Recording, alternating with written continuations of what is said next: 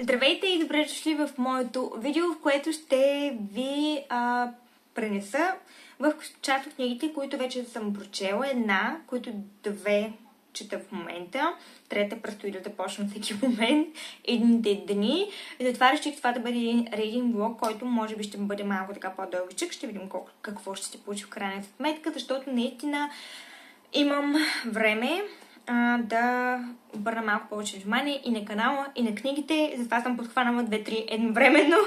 И да не оставя видеото прекалено дълго, започвам да ви говоря за първия роман, който прочетох, а именно ненаписан роман на Чарлз Мартин. Това е книга в любовно-романтичен жанр. Рядко отварям такива книги, обичам да чета и когато търсих каква да започна да чета, попаднах на тази, много добри отзиви за нея.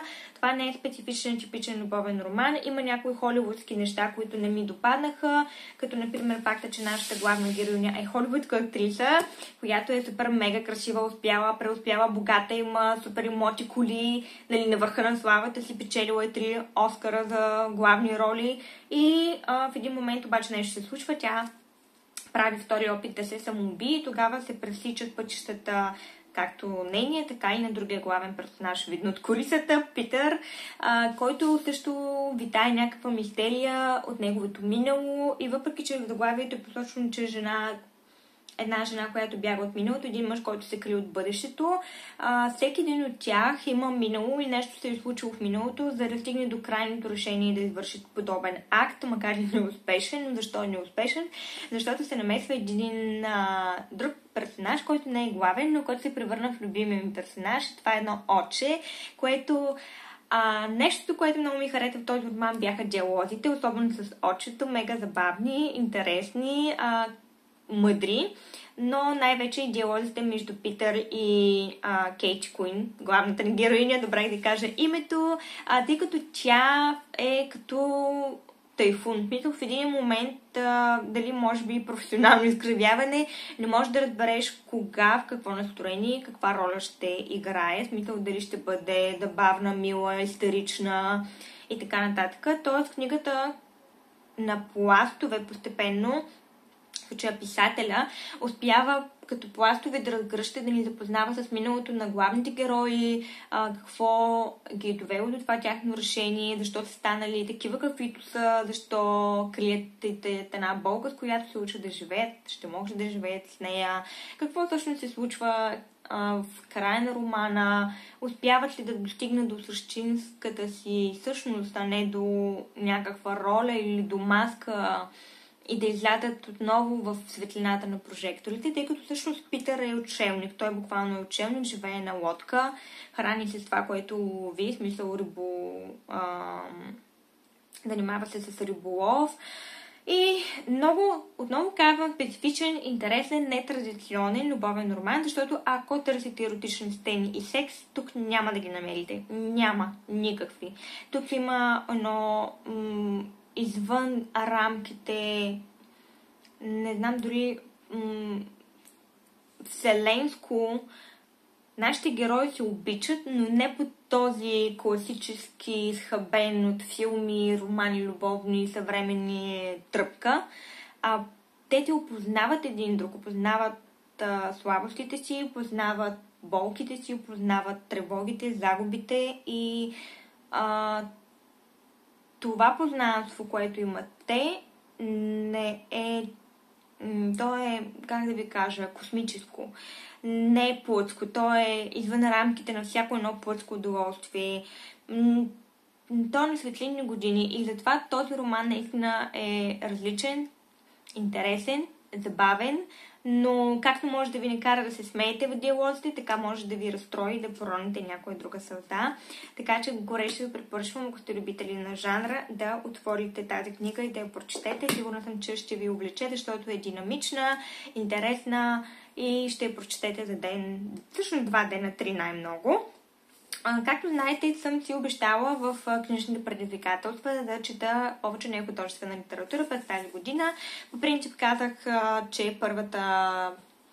първата част от това нехудожествено предизвикателство ще бъде по моята специалност, а втората финансова насоченост, но всъщност си вземам книга, която ми допадне като цяло и именно това е точно такава продажби в реалния свят. Ако сте хора, които може да предложите нещо като стока или като услуга, от което да печелите, това е книга, ако сте начинащи в тази сфера. В смисъл, книгата е като под формата на наръчник, написана на много достъпен език и отново казвам е за начинащи. Ако вече как да предлагате услугите си, токите си, как да убедите срещната страна купувача да ги купи.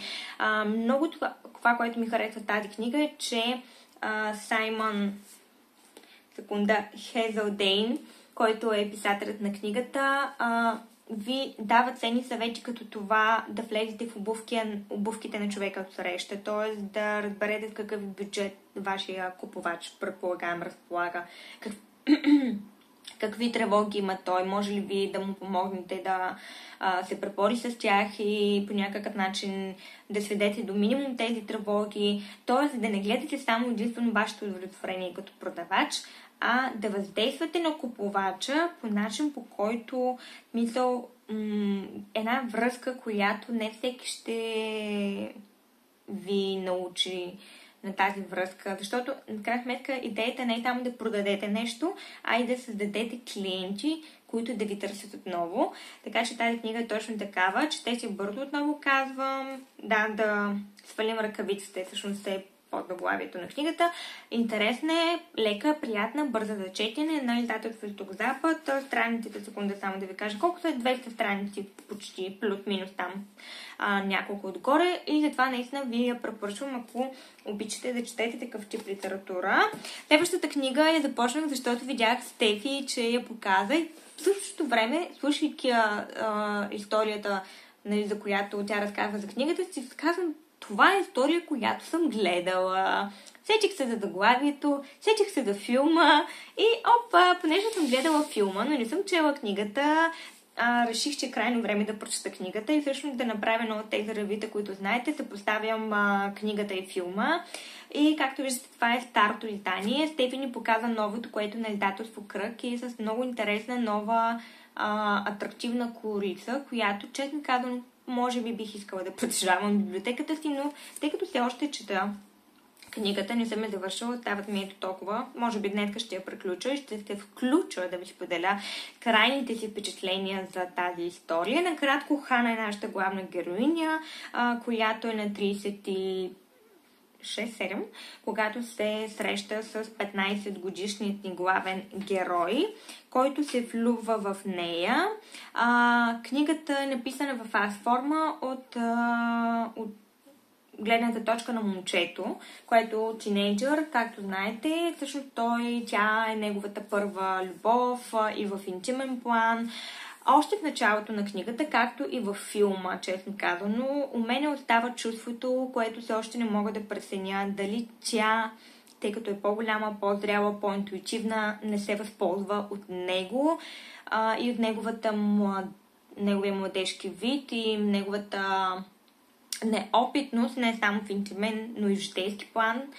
Въпреки, че това е една нетрадиционна връзка, в смисъл такъв, тя е връзка без бъдеще, започва да се срещат много често, да не кажа ежедневно, ходят по хотели, разходки, екскурзии, представят се и се регистрират като майка и като син, каквито всъщност изглеждат визуално, но тяхната любовна игра всъщност е любов, любене, четене, тя го кара той да й чете и лежане, както всъщност пише в книгата, докато в един момент Хана не изчезва безследно, без абсолютно никаква следа да му остави, в смисъл писмо, бележка, нещо, нали, къде си е тръгнала. И той ни я среща няколко години по-късно в съдебната зала, където тя е обвиняема, заедно с още няколко други жени, които са били надзирателки заедно с нея в лагер, един от концлагерите. Всъщност се оказва, че те са били в филиал, който е препращал и е правил подбор към друг лагер.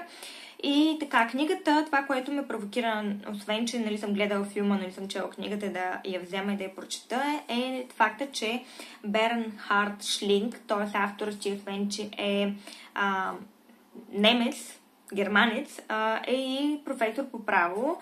Много интересен е стила, не трапчив. Мислех, че ще има повече юридическа терминология, но не точно, да не кажа почти изобщо такава липсва. Има, но много малко, но по-скоро ме изумява факта и начинът, по който той философства. В смисъл, в случай нашия главен герой, момчето, представя своите философски разсъждения, анализира спомените си, ситуациите си в минало, настоящия момент, може би в бъдеще, предстои да разбера. Тоест, това ми беше по-интересно. И така, като я приключа, ще те включа да ви споделя повече. Това е за момента. Reading влога продължава. Здравейте, включвам се, тъй като прочетох Четеца, да ви споделя финалното изпълнение за книгата. Много се чудих дали да изгледам филма отново. Все още не съм го изгледала. Ако до края на този влог все пак се реша, ще ви споделя или по-скоро ще направя... ще ви споделя мнението си за филма, но пак казвам, все още не смея да го изгледам, защото аз съм раздвоена. Като цяло, нека първо да започна с най-големия плюс, именно стилът на писане, което определено авторът има талант да поднася истории. И честно казвам, затваряйки последната страница, не бях сигурна дали това не е лична биографично преживяна история от самия писател, защото както и той, така и нашия главен герой завършва право и става професор по право. В случая героят ни е по-скоро професор по история на правото, но има доста близки изходни неща и наистина до последното чучих дали книгата няма биографични елементи.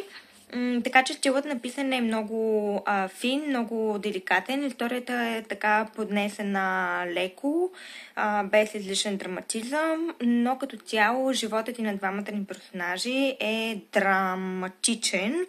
От тази гледна точка, че това, което се случва с тях, в смисъл оказва последствия до края на техния живот в взаимоотношения с други хора, по-конкретно до момчето, защото Хана прекарва живота си в изолация и осамотение, да ни кажа точно отшелничество, може би, но по-скоро изолация и осамотение, то тя се затваря в себе си и тя всъщност е такава и от началото на романа до последно. Момчето не успява да я опознае напълно и да каже категорично, че е познава на 100% и тя му се е отдала напълно, ако мога да използвам това понятие. Това, което ме раздвои, беше дали Хана се е възползвала от него. Факт е, че и двамата са имали чувства един към друг. Това не е неоспорим факт. Но тя, поред мен, е била фигурата, която е можела да спре или, съответно, както се е случило, да започне тази връзка, което, както казвам, според мен ги травмира, особено него, и предвещава отношенията му, интимните с партньорките му след нея. Дори самият той, в смисъл, чувства на раздвоение в спомените си към нея. Дори след като научава, че тя е била надзирател в концлагер, също се опитва и търси поводи да я обвини, но в същото време намира и доста, които да я оправдае, причини. Повече виждаме неговата гледна точка, по-малко разбираме за Хана. И аз сега всъщност се сещам, че определено ако авторът реши да направи един прочит на тази история от нейната гледна точка или първо да разберем нейното минало, защото то остава загадка, откъде е, коя е, каква е. Тя е в една, бих казала, доста зряла възраст, 35-36, когато се запознава с нашия главен герой. Т.е. жена с житейски опит. Така че ако има втора книга, която да е продължение от нейната гледна точка, тъй като тази е написана от в аз форма от гледна точка на момчето, ще ми бъде също много интересно да я прочета тази история. Така че най-големият плюс тук е стилът на писателят. Диалозите са много малко, като цяло повече анализираме чувствата и емоциите на главния ни персонаж, така че книгата е като разказ, смисъл Но аз имам предвид, че аз лично предпочитам повече да има диалози, или поне да е 50 на 50. Тук диалозите са 10%, останалите 90% са си разсъждения и спомени на нашия четец. Като цяло историята няма да ви остави безразличен по никакъв начин и така, да, това мога да споделя. Между другото, вие в Инстаграм, когато ви питах дали сте чели или гледали филма, ми питах много малко. Така че определено ще ми е интересно за тези малкото от вас, които познават историята, чели са книгата или са гледали филма, да ми споделите вие какво мислите. Смятате ли, че нещата биха могли да се развият по друг начин, ако тя не беше направила решителната крачка, защото в интерес на истината, според мен тя е изманипулирала и използвала, по-скоро може би дори взаимно да се използвали, но пак казвам, тя е опитната, тя е по-възрастната и дори някои биха определили техните отношения като педофилия, въпреки че не знам женския вариант дали е по същата терминология, когато жената е по-голяма. Факт е, че отношения с голяма разлика в годините има от средновековието, от много години. Факт е, че тяхната връзка е обречена и не би могла да има бъдеще, освен ако не се изолират в някакво и не крият дълги години своята връзка. Какво мислите вие? Ще се радвам да споделите долу в коментарите или може да ми пишете в Инстаграм. Ще ви покажа кои книги започвам да чета след като затворих четеца. И да. Искам да ви покажа нещо. Фонът, на който снимаме стаята на Макси. Исках да ви покажа ето това, което си купих, ако не се лъжа, от Джумбо. Поставка или по-скоро стойка за книги. Метално е и наистина да бележете колко много книги съм събрала. Ето, до тук. Стига долу-горе. Много ми харесват и Макси 3 броя. Това е стаята на Макси. Да. И просто седнах тук, защото светлината е долу-горе прилична и добра. Исках да ви покажа и това нещо. Много е практично, много е удобно. Смятайте, че тези книги бяха разпръснати на 3 места, сега ги събрах на едно.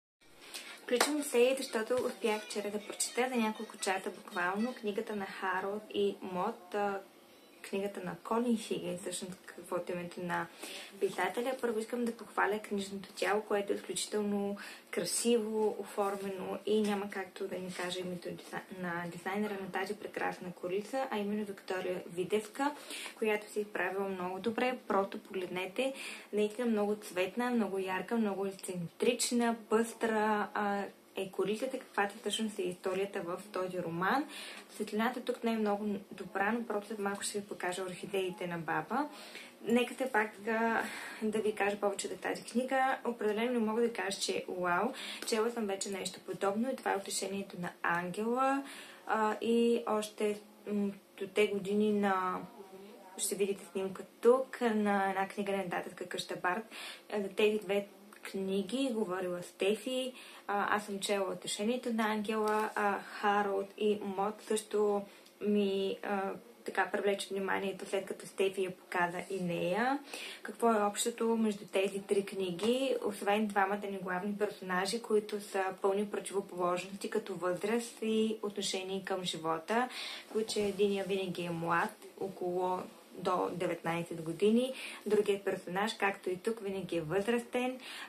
Друг любопитен факт, като да замислих, е, че всъщност възрастният персонаж винаги е баба, жена. Тук отново тя е именно Мод, която е на почти 80 години, и Харолд, който е на 19 години. И това, което прави в своето свободно време, е не да се търси съпруга и да създаде потомство, в смисъл да води смислен начин на живот, а това, което прави той почти, да не кажа ежедневно, но много често именно да инсценира своето самоубийство, като главният зрител е неговата майка, т.е. това нещо той го прави за нея. Книгата е написана много кратко, точно изтегнато, изключително хумористична, забавна, може би леко философска, но определено, ако трябва да кажа коя от двете книги ми хареса повече, Утешението на ангела или тази, моето лично мнение е именно първата. По никакъв начин обаче това не означава, че не трябва да обърнете внимание и на Харолд и Мод и да се запознаете с тях. Искаше ми се книгата да бъде малко по-задълбочена, но предвид факта, че ако не се лъжа е писана за пиеса, въпреки че има и заснет филм по нея, и то в далечната 1971 година. В смисъл, самата история и времето, по което писателят я е питал, не е сега, а много далеч в нашето минало. Но смисълът, който има в тази история, е актуален и за тогава, и към днешна дата.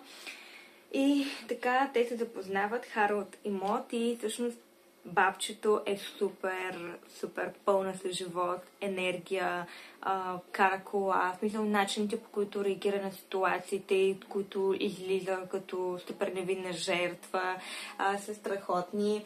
Много хубаво ми беше в нейната компания, включително обожавам и в живота реално такива хора, които са пълни с живец и оживинка, в смисъл, които намират красотата в всичко около себе си и в най-малките неща, ако щете, времето, цветето, маргаритките. И така, разбира се, наистина книгата се чете буквално до часове, 150 страници, ще ги прочетете за отрицателно време. Аз си подчертах и няколко цитата, които искам, мисля, че това само, ако не те лъжа, тъй като всъщност когато да почнах да си отбелявам цитатите, вече бях пропуснала един или два, но тези двата, които съм си набелязала, също са много хубави. Ето единия. Но си съгласна, че живеем сами и умираме сами, всеки в собствената си килия. Мод се загледа в гората. Предполагам, че да. В известен смисъл. Ето защо трябва да направим килиите си възможно най-приятни с хубави книги и топъл огън за спомени, а и винаги можеш да прескочиш стената и да спиш под звездите. Ето така разсъждава Мод във време на цялата книга, цялата история, а начинът, по който завършва тази кратка пиеса, ако мога така да се изразя, е решителен, оглушителен и ми хареса. Мисля, хареса ми и финала. Общувам. Как? По много начини. Като живея, като обичам. Различните нива на съзнанието изискват различни нива на общуване. Езикът не е единственият начин да говорим. И така, много се срадвам, ако вие сте чели книгата, да ми споделите вашето мнение, какво мислите. Както казах, това не е нещо ново, някакво откритие на такива крайно противоположни като характер, възраст и общо, както може да назовем думите живот и смърт, такива са и нашите герои. Единия в случая Харолд, който заради логото и етикета на книгата, тъй като съм си я взела в библиотеката, не се вижда, но тук той се обесва. Той е съответно олицетворение на смъртта, неговото отношение към живота всъщност се изразява именно това, въпреки че аз си мисля до последно, че той не е достатъчно смел, защото всъщност инсценира, а не прави опити реално да отнеме живота си. И имаше някои неща от миналото на Мод и от факта защо Харолд постъпва така, дали защото баща му е починал и живее само от майка си, дали по този начин не се описа да не кажем майка си. Книгата постави много въпроси в мен и определено ще изгледам филма. Ако успея да го направя докато тече този влог, ще ви споделя мнението си. Да, сега в момента вече започнах тази сутрин, като вече съм прочела, само секунда да ви кажа, почти 70 страници от Непокорната на Беатриче Салвиони. Книгата започва, действието в нея се развива в Италия по времето на Мусолини. Проследяваме приятелството на група деца и всъщност на Мадалена и на Франческа.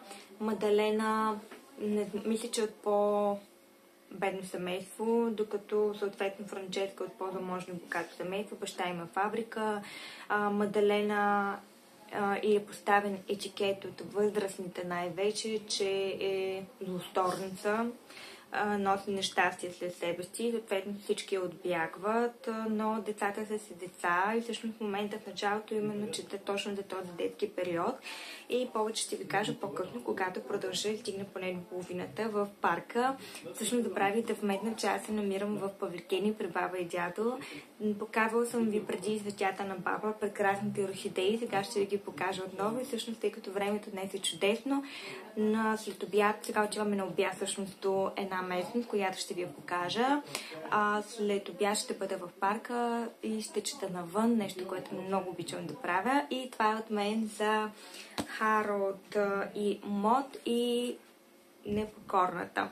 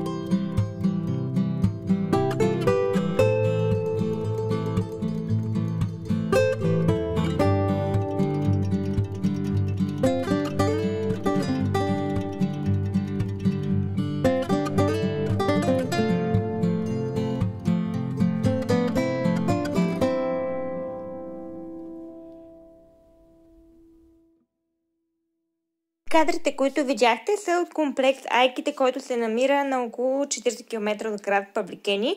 До течето, може би да трети път всъщност, идваме тук. Като цяло местността предлага риболов за феновете на този тип лов, ако мога така да се изразя. Не знам как следят обаче нещата, цените с таксите. Скоро до комплекта ще има и построен хотел, който в момента се строи. Като цяло е много спокойно, тихо, приятно, красиво местенце за отдих и сравнително близо до град Павликени, където може да се направите пикник, да обявате, има детски кът, достатъчно пространство и зеленина за децата да играят. Ако не сте го посещавали, ви го препоръчвам. Рибата тук е много вкусна. Пренасяме се в зоопарка в град Павликени, който съм ви показвала многократно, тъй като посещаваме всеки път, когато съм на гости при баба и дядо, просто защото е изключително гостоприемен, поддържан, както за хората, така и за животните, поне според българските стандарти.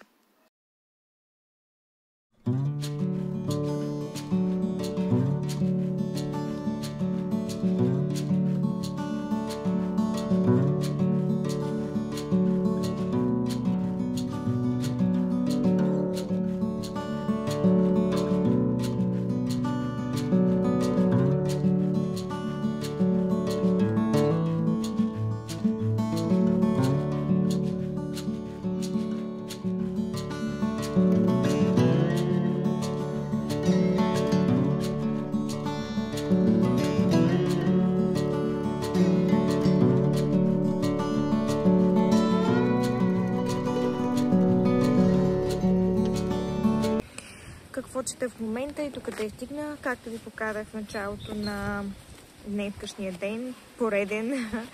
Вече чета книгата на Беатриче Салвиони "Непокорната". Все още съм в частта, когато се запознавам с Мадалена и с Франческа. Все още те са деца, съответно тяхното ежедневие преминава в игри и до някъде в момента се прокрадва, но вече съм почти малко, не става до средата. Се прокрадва политическите течения към момента, в който се развива действието в книгата, но предполагам, че първа ще разберем повече. Като цяло в момента все още мога да кажа, че ми върви леко, не точно скучно, но имам чувството, че в един момент може би ще последва някакъв супер рязък завой и на 360 градуса ще се преобърне всичко, както е спокойно, приятно, лежерно. Но да видим дали ще позная. Продължавам да те чета. До края на деня ще ви споделя, предполагам, повече, но тъй като в момента е около 3 часа, времето е чудесно, поне още 2 часа ще бъда навън, ще се чета. Смених локацията. Предните кадри, които видяхте, бяха от зоокъта. Сега сме в парка, който е там на 5 минути от него и съм на една много хубава мраморна пейка с маса. Сега ще ви я покажа. Тук ще чета през поне следващия половин час. Здравейте, включвам се да ви споделя и какво ми е мнението за "Непокорната". Прочетох я, завърших я. За съжаление, тази книга явно ще бъде разочарованието в книгите в този блок, които ви споделям, които чета. Въпреки че предстои да започна "Пръгосъбирачки" и не съм сигурна дали тази няма да се окаже такова разочарование. Няма да снимам отделен влог, защото нали знаете, че когато дадена книга не ми хареса, правя нещо като... то не е нещо като, защо тази книга не ми харесва. Така че няма да бъде отделно, ще споделя мнението си тук, сега, защо не ме впечатли. Може би на някой друг би му харесал, може би аз бях далече от тяхната история, защото всъщност целият роман разглежда периода преди събитието, с което започва пролога в книгата. Той започва именно с една доста скандална случка, нещо, което не е чуждо, не е ново, което може да се случи във всяко едно време и след това разглеждаме всъщност как се е стигнало до тази случка, какво се е случило, както и зараждането на приятелството между Франческа и Мадалена, двете приятелки момичета. Франческа е от по-богато, то не бих казала точно богато, но да кажем от средната класа семейство, докато Мадалена е от нисшата класа и няма толкова финансови възможности. Другите две момчета, които са всъщност, как да кажа, приятели, са единия всъщност е син на генерал, фашист, човек, който взема доста висок пост в политическия живот, но именно чрез тяхната игра и всичко, което е описано на техните взаимоотношения в книгата, типични за такива палави истории между деца, правилно искат да откранат някакви плодове от дадена сергия, пакости, бунтове, игри на край реката и нали, други неща, които измислят, всъщност показва, че в един такъв момент детската игра събира на едно място различни деца от различни прослойки на обществото, но те са си деца и си искат своето. Така че книгата фокусът е именно върху тяхното приятелство и отношението спрямо всички други възрастни и деца към Мадалена. Тя, понеже има доста нещастия, които са се случили в нейното семейство, починало е по-малкото и братче, баща и също се е случил един инцидент с него и всички хвърлят вината върху Мадалена, че едва ли не е някаква, дори в книгата тя често се наименова злосторницата, така те я наричат.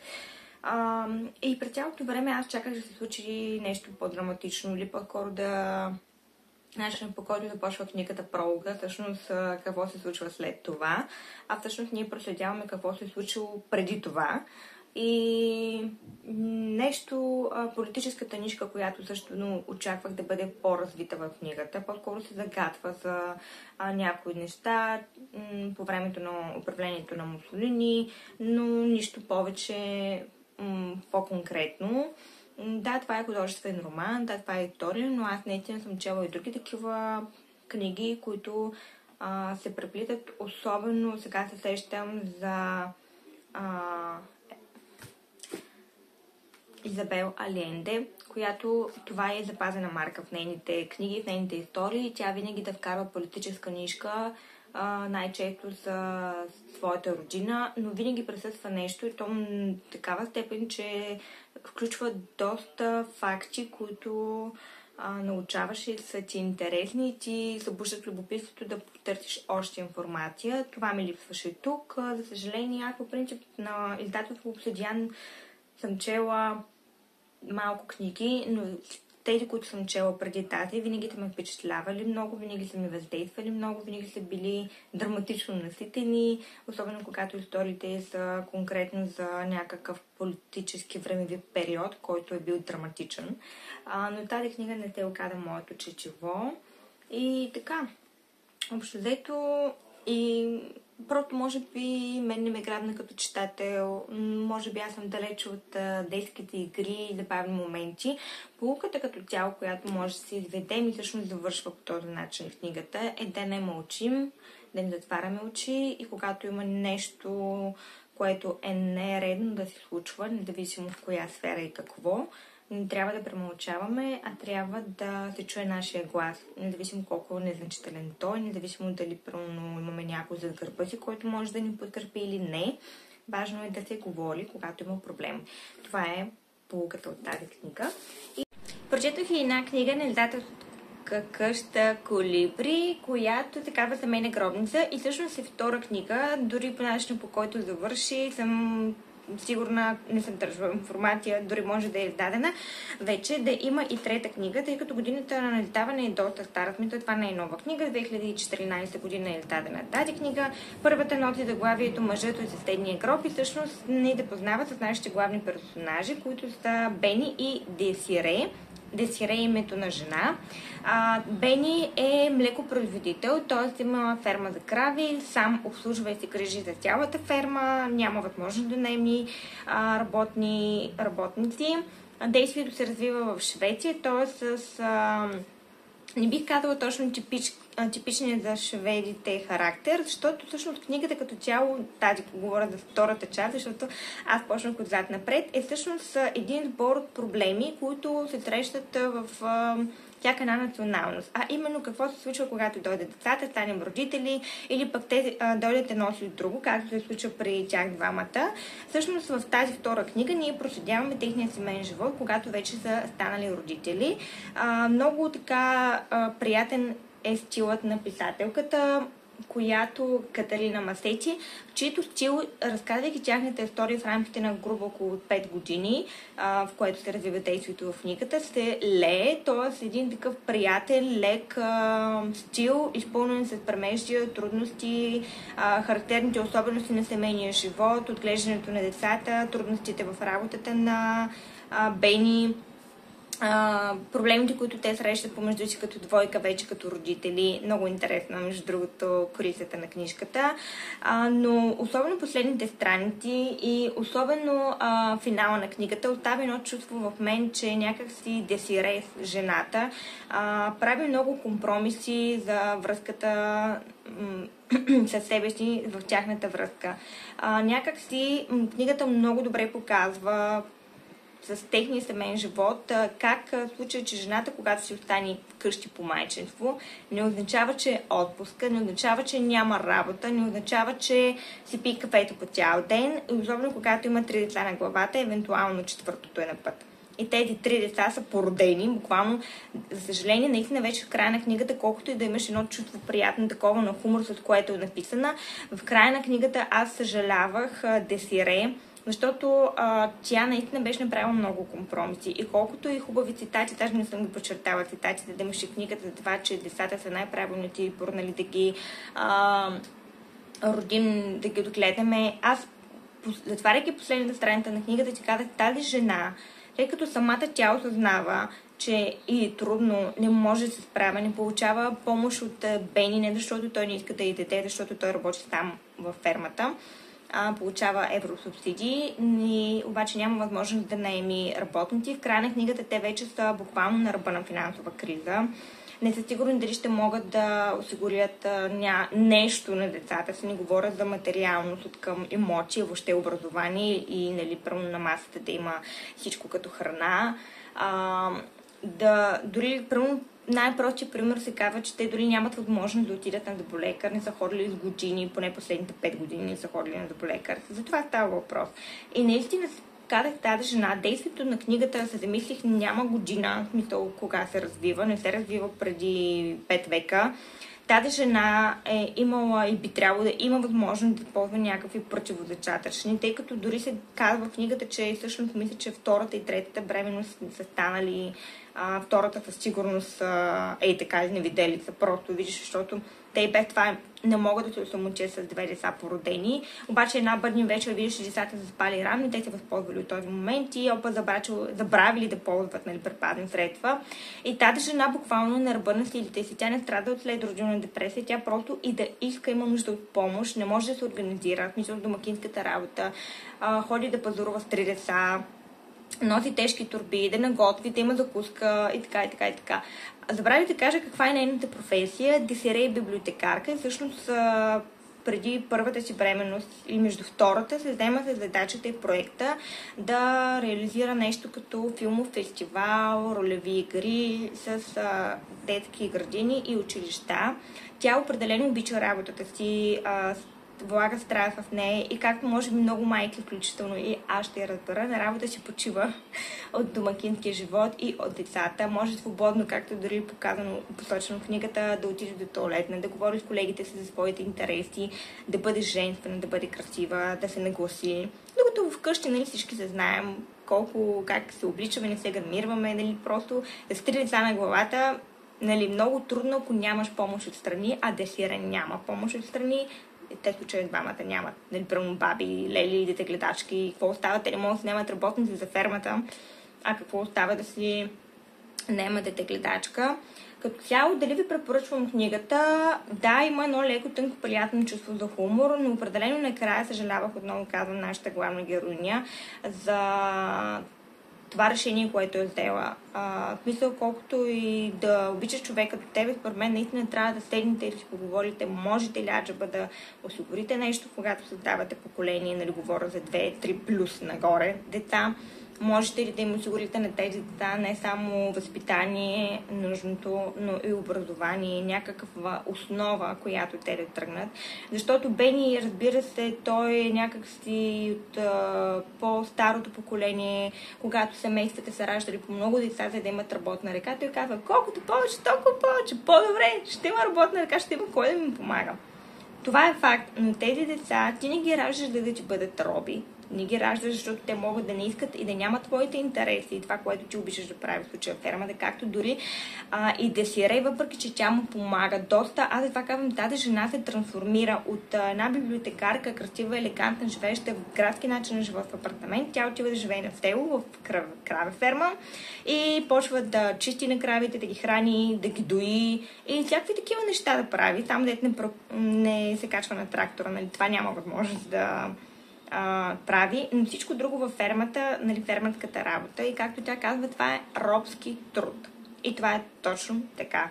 Труд, който от сутрин до вечер, това са животни, те си искат грижи, те си искат ветеринарна грижа, също си имат своите специфики по отглеждането. Нали, четейки книгата, научавате и за това, но отново си идвам на думата, аз съм защита на жените, че жените не трябва да се поробват, не трябва да стават разплодни крави. Съжалявам, че използвам това, но в контекста на тази книга просто това е действителността на тази книга. Жената, колкото и да се опитва в случая Десире да се съхрани като жена, да се впише в селския начин на живот, тя полага усилия, почва да прави сладка, готви супер вкусно, никога не е готвила, но някакси в главите се редуват, което е плюс за писателката, че виждаме и двете гледни точки, двамата герои, техните чувства, емоции, как те се променят в семейния си живот, как те се променят като партньори и стават родители, какви промени настъпват между тях двамата. Така че от тази гледна точка книгата е добра. 15 лева е нейната цена. Както виждате, аз седях в библиотеката. Почетох я 2 дена, просто защото ми беше интересно. Имаше постоянна динамика в отношенията между двамата. Накрая така имаше една драматична ситуация, която, слава Богу, не завърши така, както си мислех, че ще завърши, защото жертвата беше едно детенце, което не беше виновно, че родителите му не могат да се справят със своите задължения. и то търси тяхното внимание.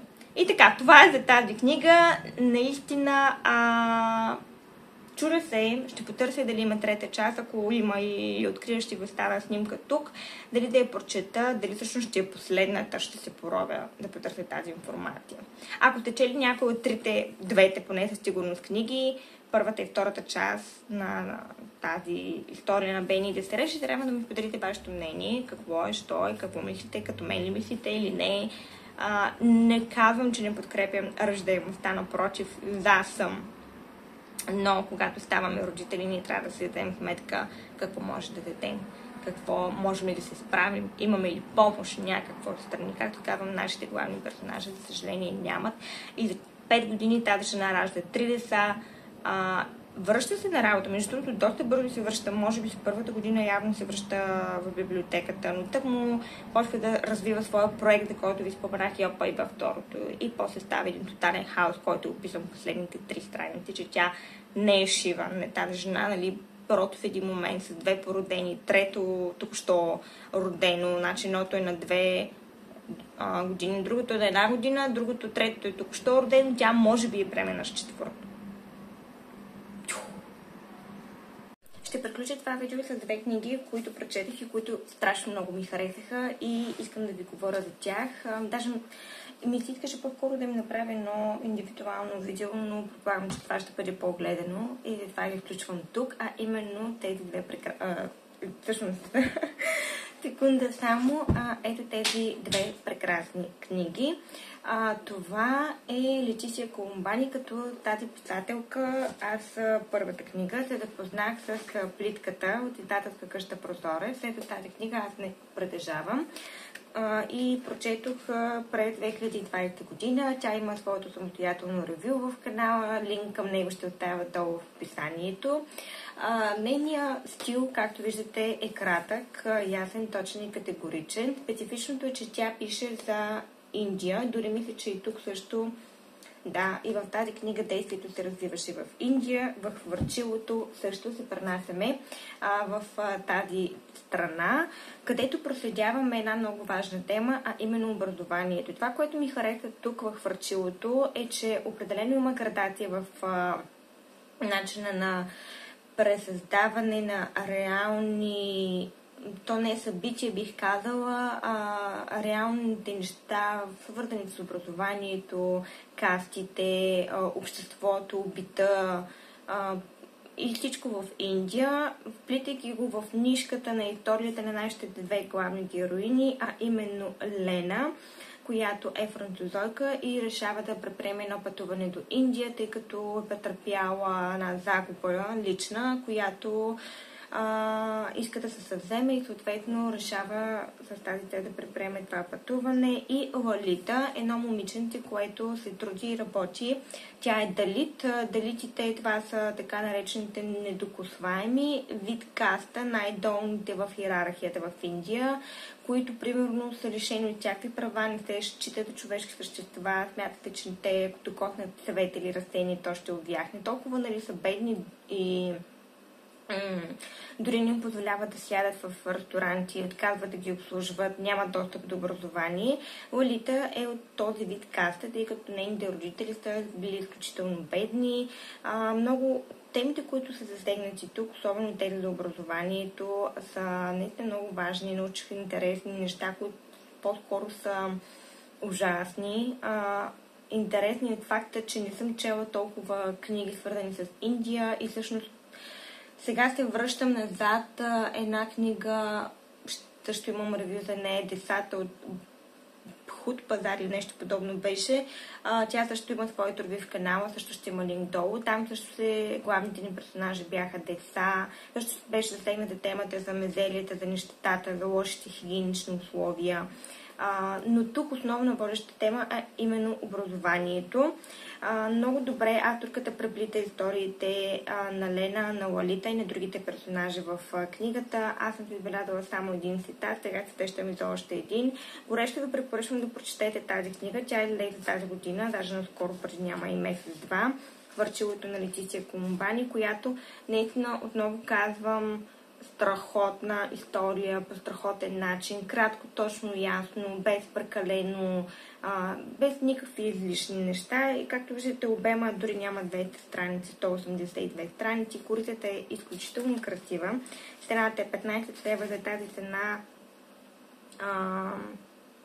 Биляна Славкова е художник на корицата. За тази цена ще получите наистина една много важна, много значима история, която ще ви помогне да оцените държавата, в която вие сте родени. В случая, колкото и да хулим и да смятаме, че българското образование и то си има своите недостатъци, че е ужасно. Повярвайте ми, в Индия е много, много по-зле и не само там.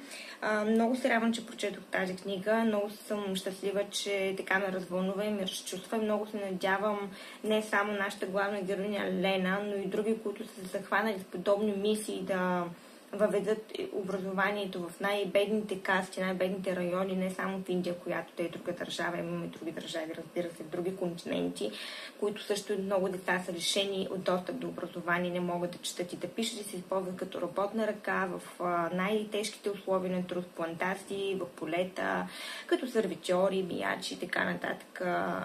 Дори лошото е, че както самата авторка пише в тази книга, проблема не е толкова в религията дори, тъй като и тя, разбира се, е вкоренила своите възгледи сред населението, а факт е, че дори родителите не желаят да изпращат децата си да получат образование, да се научат да четат, да пишат, да научат английски език или каквото и друго, да си идеята те да имат възможност за някакво развитие и да се намерят да учат по-нататък в колежда, професия, а не да бъдат роби в най-тежките условия и евтина работна ръка.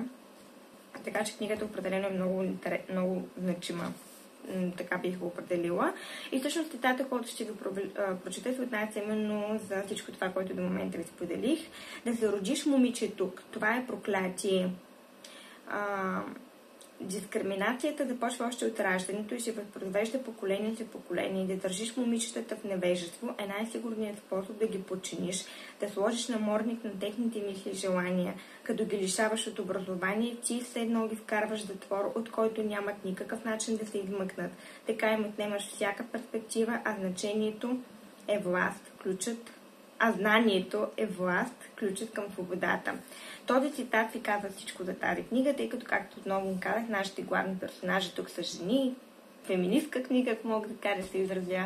Запознаваме се и с Приши, едно момиче в Индия, което създава една група от жени, които са бойци, учат различни схватки, не точно кунг-фу, но нещо подобно, от което идеята е да защитават жени нападнати от мъже. Много често, дори в книгата това се споменава за корупцията и за факта, че дори далиците, дори да бъдете изнасилени, не се и да отидат да се оплачат в полицията, няма разследване, няма присъда, не се разглеждат техните случаи. Въобще наистина много проблеми има в Индия, не само с образованието, но и като цяло с това общество.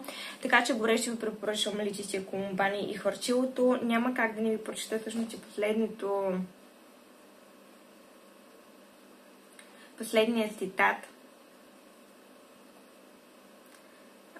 който много ми хареса, тъй като той всъщност е свързан с заглавието на самата книга.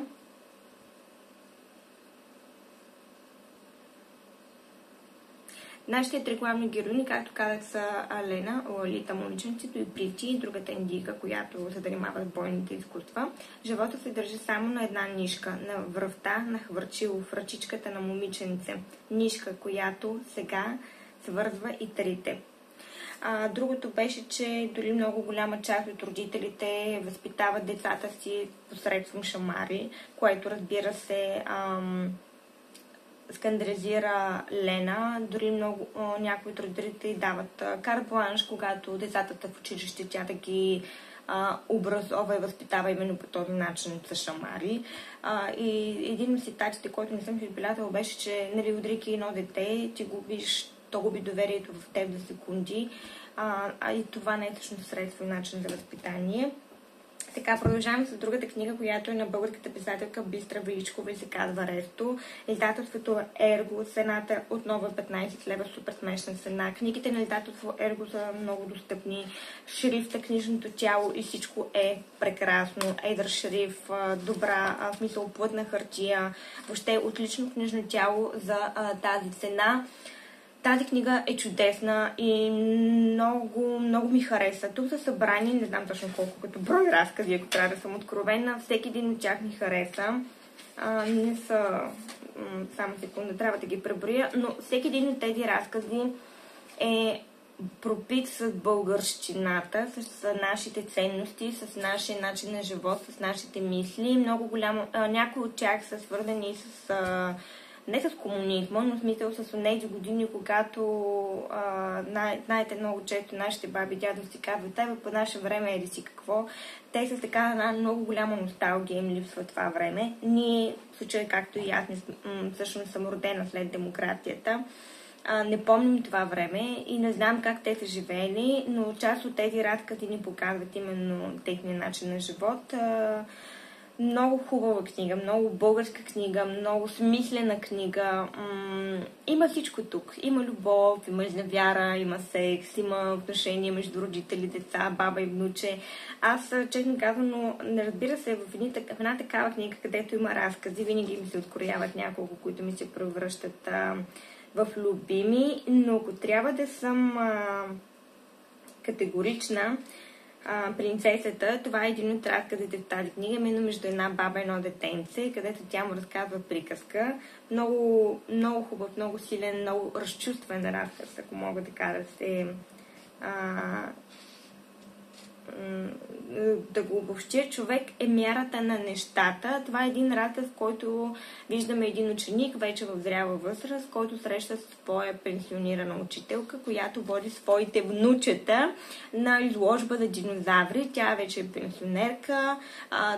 Това заглавие е нещо, което тя е изричала постоянно, но той като ученик и като дете не е осъзнавал значението и смисъла. Осъзнава го и ще го разберем именно в разказа, където всъщност тя не... той я разпознава, но не отива да... Мисля, че не се срещаха пряко, но като благодарност, вече осъзнавайки смисъл на този израз, той се отблагодарява по един много красив начин. За съжаление, обаче и тук този текст, колкото и да имаше някакво леко чувство за хумор, също така ме накара да се напълня очите в сълзи, защото тя вече като пенсионерка, както масово се случва, независимо, разбира се, от образованието на нашите пенсионери, те да не могат да си позволят да отидат на театър, да отидат на каквото и да е. Севда, Роза и Дима, това са 3 момиченца от едно селце, което има своите мечти, които искат да отидат, разбира се, когато довършат училище, едната майка работи в чужбина, иска да отиде при нея, мисля, че беше в Палма де Майорка, и другите 2 приятелки казват, че ние ще дойдем. Много така тъжно ми стане, защото текстът завършва, радката завършва именно с това, че те нямат бъдеще и тяхното бъдеще е да работи в чужбина. И така. Ресто, каквото е заглавието на самата книга, не знам защо писателката е избрала точно това заглавие, тъй като всъщност всеки един разказ е хубав, всеки един разказ би могъл да сложи заглавието му на корицата на книгата. Ресто ни представя една сцена, в която клиентка пазарува в магазина, продавачката, обслужвайки, разказва накратко за своето житейско битие. И въпреки, че самата тази продавачка е страдала и загубила много, супер ведра, мисъл положителна, кара клиентката да се усмихва и тя се чуди защо животът ни е върнал рестото на тази висока цена, която е платила. И така, просто ако продължа, наистина ще се разрева. Горещо ви препоръчвам Ресто на Бистра Величкова. Много. Йорданка Белева, сега се сещам за Таралеше нещо подобно. Имаше една книга, която четох миналата година. Мисля, че тя беше също... но тя беше конкретизирана и фокусирана върху конкретни отношения, докато тук просто имаме наистина набор от много различни теми, много различни отношения, по-богата като съдържание книжка, колкото и мъничка да е тя всъщност, защото само секунда да видя точно колко страници е. И тя даже няма и 152 страници. Така че тези две книги определено са ми фаворит и много горещо ви препоръчвам да ги потърсите, да ги прочетете и съм сигурна, че ще ви развълнуват. Особено тази българска книга на българска писателка и разбира се Летиция Колумбани, която ще ни пренесе в Индия, за да ни запознаят проблемите на образованието и не само. Благодаря ви, ако сте изгледали това видео. Надявам се, че съм ви дала идеи за книги, които да прочетете през вашата лятна отпуска, лятна ваканция и през тези летни месеци. Те не са много летни, нали, не са свързани с море и басейни, но са много ценни като съдържание и смисъл. Благодаря ви и до скоро!